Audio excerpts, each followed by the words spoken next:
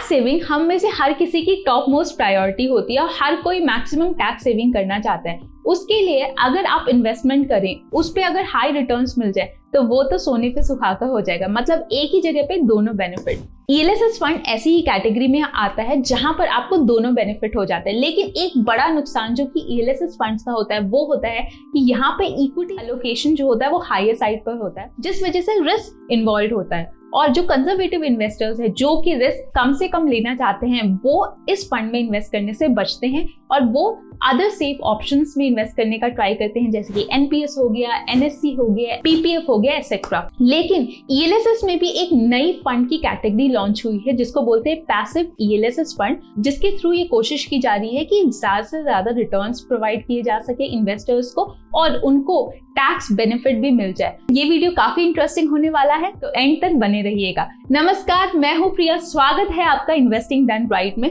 मैं हर week personal finance पे 2 videos बनाती हूँ, तो अगर आप मेरे चैनल को सब्सक्राइब करेंगे तो आपको मेरे वीडियोस की लेटेस्ट नोटिफिकेशंस आती रहेगी। इस वीडियो में हम बात करने वाले हैं कि ईएलएसएस फंड्स क्या होते हैं और पैसिव ईएलएसएस फंड्स कैसे डिफरेंट है as compare to ELSS funds. इसके अलावा ऐसे कौन कौन से एडवांटेजेस हैं जो कि हमें पैसिव ईएलएसएस फंड्स में मिल जाएंगे, लॉन्ग रन में आपको ये फंड्स क्यों चूज करने चाहिए और इसका फायदा किसको होने वाला है, एसेट मैनेजमेंट कंपनीज को होने वाला है या ये मूव आपके हित में लिया गया है। तो इन सारे सवालों के जवाब देने का कोशिश करेंगे इस वीडियो में। चलिए शुरू करते हैं। सबसे पहले ये समझते हैं कि ईएलएसएस फंड्स क्या होते हैं। ईएलएसएस फंड जिनको हम बोलते हैं इक्विटी लिंक्ड सेविंग स्कीम्स, यहाँ पर आप जो अमाउंट इन्वेस्ट करते हैं उसे इन्वेस्ट किया जाता है कंपनी के स्टॉक्स और शेयर्स को परचेज करने के लिए। यहाँ पे जो इक्विटी एलोकेशन होता है वो मिनिमम 80% का होता है, तो इस वजह से रिस्क इन्वॉल्व होता है। लॉक इन पीरियड यहाँ पे 3 इयर्स का होता है और लॉक इन पीरियड कैसे काम करता है, मान लीजिए आज आपने 3 लाख रुपए लमसम इन्वेस्ट किए, आज है दिसंबर 2023, तो आज से लेकर आफ्टर 3 इयर्स मींस दिसंबर 2026 में वो पैसा मैच्योर होगा विड्रॉल के लिए। एसआईपी में भी ये सेम तरीके से काम करता है। आज आपने जो भी अमाउंट इन्वेस्ट किया वो एग्जैक्टली आफ्टर 3 इयर्स एलिजिबल होगा विड्रॉल के लिए, तो आपको मिनिमम 3 इयर्स का लॉक इन पीरियड यहाँ पे सर्व करना होता है। इसके अलावा यहाँ पर आपको एटीसी के अंडर में 1.5 लाख का टैक्सेशन में डिडक्शंस क्लेम करने की अपॉर्चुनिटी भी मिल जाती है, जो कि इस कैटेगरी के फंड का एक बहुत ही बड़ा एडवांटेज है। सबसे पहले तो एक्सपेंस रेशियो क्या होता है। हर एक फंड को मैनेज करने के लिए फंड मैनेजर्स होते हैं, उनकी कुछ फीस होती है जिसको बोलते हैं हम एक्सपेंस रेशियो। ईएलएसएस फंड्स के केस में एक्सपेंस रेशियो लाई करता है 1.5% से 2% के अप्रोक्सीमेटली। अब देखिए, अब ये समझने का कोशिश करते हैं कि पैसिव ईएलएसएस फंड्स कैसे डिफरेंट होते हैं as compare to active ELSS funds. अब यहाँ पे समझते हैं पैसिव ईएलएसएस फंड्स का काम क्या होता है। जो टॉप परफॉर्मर कंपनीज के इंडेक्स है ना, उसको कॉपी करना। इंडेक्स क्या होता है, बॉम्बे स्टॉक एक्सचेंज में 5000 कंपनीज है। अगर मैं आपसे ये पूछूं कि आज आप मेरे को बॉम्बे स्टॉक एक्सचेंज के कंपनीज का परफॉर्मेंस बताइए, तो क्या आप मुझे हर एक कंपनी की परफॉर्मेंस शेयर करेंगे? नहीं, बहुत डिफिकल्ट है। आप एक ओवरऑल फिगर शेयर करने का कोशिश करेंगे कि आज बीएसई ने कैसा परफॉर्म किया, कल उसने कैसा परफॉर्म किया था। इसी ओवरऑल फिगर के रिप्रेजेंटेशन को बोलते हैं इंडेक्स। तो लेट्स से निफ्टी 50 जो कि इंडिया की टॉप 50 कंपनीज है, उसका जो इंडेक्स है, अगर आप उसको रेप्लिकेट करने का कोशिश करें, उसके परफॉर्मेंस को सेम कॉपी पेस्ट करने का कोशिश करें और एक फंड क्रिएट कर ले, तो उसको बोलते हैं इंडेक्स फंड और इस कैटेगरी के फंड को बोलते हैं निफ्टी 50 इंडेक्स फंड। अब पैसिव ईएलएसएस फंड में भी सेम ही होता है कि ये इंडेक्सेस को कॉपी करने का कोशिश करता है। उससे क्या होता है कि जो एक्टिव ईएलएसएस फंड के केस में आपके पास जो फंड मैनेजर्स होते हैं वो एक्टिवली उसको मॉनिटर करते रहते हैं, हर एक स्टॉक और शेयर की परफॉर्मेंस को मॉनिटर करते हैं और उसके हिसाब से रीशफलिंग करते रहते हैं, जिस वजह से वहां पे उनका कॉस्ट और मैनेजमेंट हाई होता है। पैसिव के केस में क्या होता है कि आपको कोई भी 5 स्टार फंड मैनेजर नहीं चाहिए, आपको केवल एक फंड मैनेजर चाहिए जो कि इंडेक्स को कॉपी करे, उसकी परफॉर्मेंस को कॉपी करे और उसको रेप्लिकेट कर दे। तो यहाँ पे मैनेजमेंट कॉस्ट ऑटोमेटिकली रिड्यूस हो जाती है, जिस वजह से जो उस फंड का एक्सपेंस रेशियो होता है वो रिड्यूस हो जाता है और आपको लॉन्गर ड्यूरेशन में अच्छे रिटर्न्स मिल जाते हैं, क्योंकि यहाँ पे कॉस्ट बहुत कम हो जाती है। SEBI security and exchange board of India वो इंकरेज करना चाहता है कि इन्वेस्टर्स ज्यादा से ज्यादा ईएलएसएस फंड की कैटेगरी में इन्वेस्ट करें, और इसी को इंकरेज करने के लिए उसने May 23, 2022 को एक सर्कुलर पास किया जिसके अंडर में उसने कहा कि एएमसीज जो कि एसेट मैनेजमेंट कंपनीज है वो 1 जुलाई onwards passive ELSS funds introduce कर सकती है, वो स्टार्ट कर सकती हैं। और इस फंड के कौन कौन से एसेट्स होंगे, जो अंडरलाइन एसेट्स होंगे इस टाइप की इक्विटी फंड्स के, वो top 250 companies as per market capitalization. और passive ELSS fund other funds की कैटेगरी में आता है और इस फंड को कैटेगराइज किया हुआ है अदर स्कीम्स की कैटेगरी में। अब यहाँ पे हम बिगेस्ट एडवांटेज की बात कर लेते हैं। यहाँ सबसे बड़ा बेनिफिट तो ये है कि यहाँ पे एक्सपेंस रेशियो बहुत कम हो जाता है।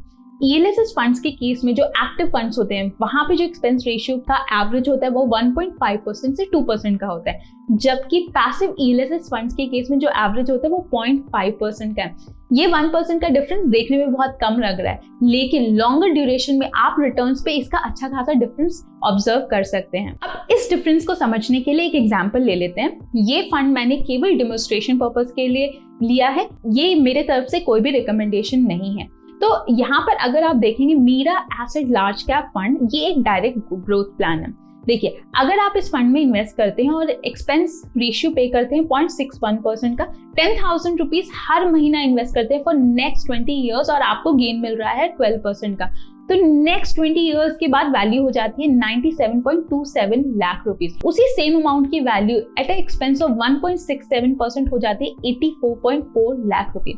दोनों में डिफरेंस देख पा रहे हैं, just because of 1% of difference of expense ratio difference आ रहा है 12.87 लाख रुपीज, अप्रोक्सीमेटली 13 लाख का डिफरेंस आ रहा है इन लॉन्ग रन। तो वो जो 1% का एक्सपेंस रेशियो है, it can make a huge difference in the return amount. अगर आप मेरे से पूछेंगे कि उस केस में आपको चूज क्या करना चाहिए, देखिए, अगर आपका रिस्क टॉलरेंस हाई है तो आप एक्टिव ईएलएसएस फंड चूज कर सकते हैं, लेकिन आप एक कंजर्वेटिव इन्वेस्टर हैं, आप रिस्क कम से कम लेना चाहते हैं, आप टैक्स सेविंग के लिए पीपीएफ में इन्वेस्ट करते हैं, एनपीएस में इन्वेस्ट करते हैं, एनएससी में इन्वेस्ट करते हैं, लेकिन आप उससे बेटर रिटर्न्स कमाना चाहते हैं, तो उस केस में आप पैसिव ईएलएसएस फंड्स में इन्वेस्ट कर सकते हैं। लेकिन एक्टिव ईएलएसएस फंड्स के केस में जैसे कि मैंने बताया कि यहाँ पे एक्सपेंस रेशियो थोड़ा हाई होता है, पैसिव के केस पे कम होता है। यहाँ पे मैं आपको एक लिस्ट दिखाने की कोशिश कर रही हूँ इंडेक्स फंड्स का, और जो एक्टिव ईएलएसएस फंड्स होते हैं उनका एक्सपेंस रेशियो कितने है। अगर आप इंडेक्स फंड्स का देखेंगे एक्सपेंस रेशियो, जो कि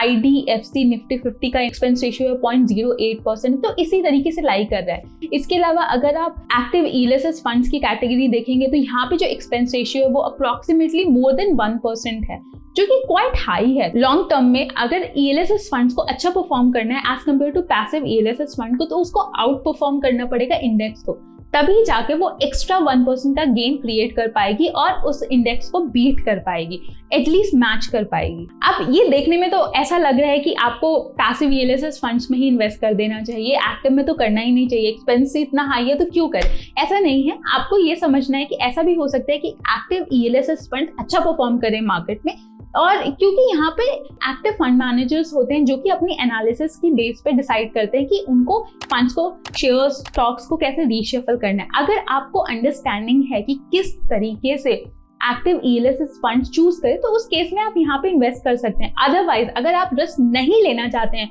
तो उस केस में पैसिव ईएलएसएस फंड्स आपके लिए है। अब देखिए, passive ELSS fund is a new launch, लेकिन यहाँ पर सेबी ने एक कंडीशन रखी है एएमसीज के लिए, जिसको बोलते हैं हम एसेट मैनेजमेंट कंपनीज के। कोई भी asset management company passive and active ELSS funds एक साथ नहीं चला सकती हैं, या तो वो एक्टिव चलाएंगी या तो पैसिव चलाएंगी। अगर वो पैसिव में शिफ्ट करना चाहते हैं, उनको एक्टिव फंड्स में न्यू एलोकेशंस लेने बंद करने पड़ेंगे। It may not be welcomed by जो एग्जिस्टिंग एएमसीज है जो कि ऑलरेडी मार्केट में हैं, अच्छा कर रही हैं, तो ये उनके लिए इतना वेलकमिंग नहीं है। लेकिन जो अपकमिंग एएमसीज हैं वो इस फंड्स में एंटर कर सकती हैं और पैसिव ईएलएसएस फंड्स की कैटेगरी को इंट्रोड्यूस कर सकती हैं। IIFL ने अपना first passive tax saver fund launch किया जिसका नाम है ELSS निफ्टी 50, और ये लॉन्च हुआ था दिसंबर 2023 में। उसके बाद नावी ने भी अपना एक नया ELSS tax saver Nifty 50 index fund launch किया है, और नावी म्यूचुअल फंड ने अपने जो एक्टिव ELSS फंड से उसमें फ्रेश इन्फ्लोस लेने भी बंद कर दिए हैं। इन्वेस्टर्स के लिए एक विन विन सिचुएशन है और सेबी यही चाहता है कि ज़्यादा से ज़्यादा इन्वेस्टर्स ईएलएसएस फंड्स की कैटेगरी में आए और वहाँ पे भी इन्वेस्ट करें। और यहाँ पे क्योंकि एक्सपेंस रेशियो कम है तो लॉन्ग ड्यूरेशन में हाई रिटर्न्स कमाना यहाँ पे काफी आसान है इन्वेस्टर्स के लिए। तो अगर आप एक कंजर्वेटिव इन्वेस्टर हैं तो आप पैसिव ईएलएसएस फंड्स में इन्वेस्ट करने के बारे में सोच सकते हैं। तो इस पूरे मूव का एक बड़ा ऑब्जेक्टिव ये था कि ज्यादा से ज्यादा इन्वेस्टर्स ईएलएसएस फंड्स में इन्वेस्ट करें और इन्वेस्टर्स के लिए भी एडवांटेजेस है क्योंकि यहाँ पे रिस्क कम हो जाता है और आपको एक अपॉर्चुनिटी मिलती है कि आप अपने पोर्टफोलियो में इक्विटी रिलेटेड फंड भी ऐड कर सकते हैं। आशा करती हूँ ये वीडियो इन्फॉर्मेटिव रहा होगा। अगर आपके कोई भी सुझाव हो तो आप मुझे कमेंट बॉक्स में डालकर बता सकते हैं। अगर ये वीडियो आपको इन्फॉर्मेटिव लगे तो आप सब्सक्राइब भी कर सकते हैं। मैं मिलती हूँ आपको अपने नेक्स्ट वीडियो में। अगर आपने मेरे चैनल को सब्सक्राइब नहीं किया है तो प्लीज़ सब्सक्राइब कर ले, क्योंकि मैं पर्सनल फाइनेंस पे एवरी वीक 2 वीडियोस बनाती हूँ। अगर आप सब्सक्राइब करेंगे तो आपको मेरे नए वीडियोस की लेटेस्ट नोटिफिकेशन आती रहेगी।